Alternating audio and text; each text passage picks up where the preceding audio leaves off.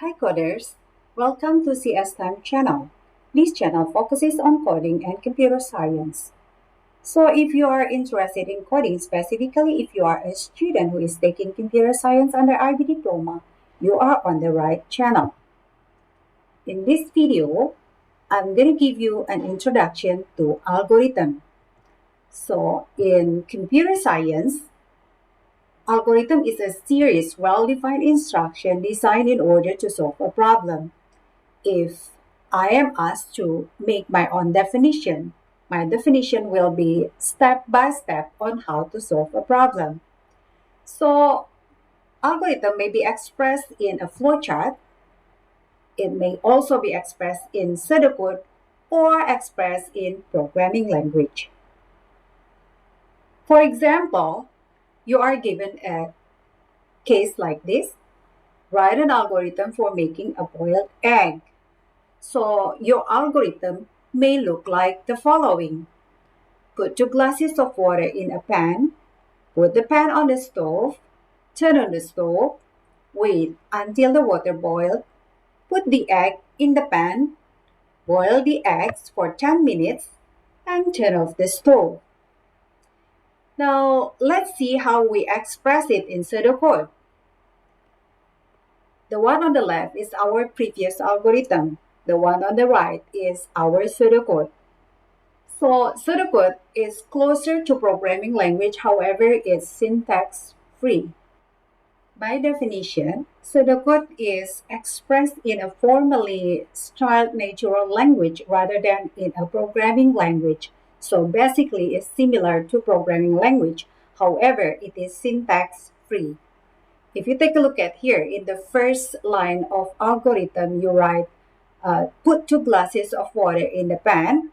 Then in the pseudocode, we just use pan as a variable. We will discuss in another video about the variable. Pan equal to 2 glasses of water. And then in the second one, put the pan on the stove. We put it stove equal to pan. Then turn on the stove, telling the condition that the stove has to be on. Stove on equal to on. And then wait until the water boils. So there is a condition to check whether the water boil or not. Now we have to check using if. It is a reserved word belong to pseudocode. If boiled equal to true, then we need to put the egg in the pan. So pan equal to the egg. And then boil the egg for 10 minutes. So 10 minutes waiting time.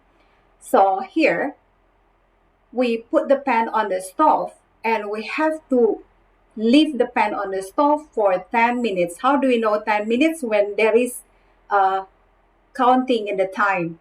We start counting 1 up to 10 minutes. We put the counter under time.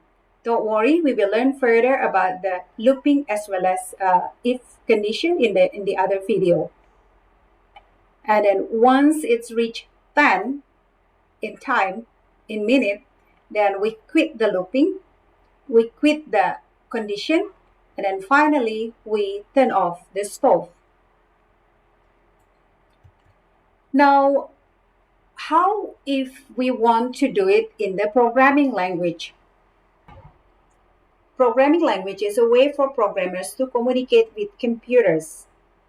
So when you are asked to write it in a programming language, basically is similar to pseudocode. However, you have to follow the syntax that required for a certain programming language.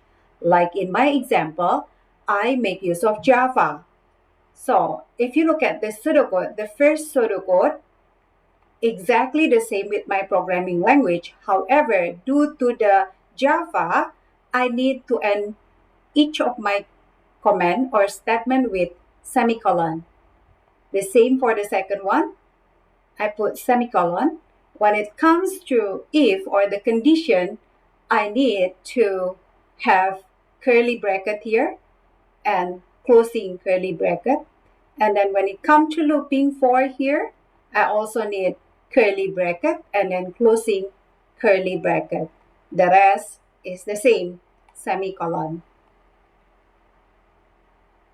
Now let's see how we express it in a flowchart. Flowchart, by definition, is a diagram that shows an overview of a program. Flowcharts normally use standard symbol to represent the different types of instruction. We will see flowchart further in a different video. So, what is an algorithm in a nutshell? In a nutshell, algorithm is step-by-step instruction to achieve a certain goal. Algorithm may be expressed in pseudocode, in a flowchart, or programming language. Pseudocode is close to programming language. However, pseudocode is syntax-free description. And programming language has a certain syntax to follow. It depends on programming language you are using. And the last one, flowchart, express it in a diagram with standard symbols. Well, I hope this tutorial helped you. Thank you for your attention and have a blessed day.